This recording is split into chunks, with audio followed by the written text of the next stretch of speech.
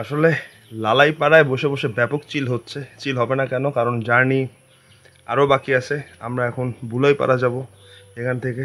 So এখনও minimum 2 থেকে 3 ঘন্টার পথ আই গেস। সো অলমোস্ট সন্ধ্যার কাছাকাছি। সো 5:30 বেজে গেছে। সো দেখি কত তাড়াতাড়ি যেতে পারি।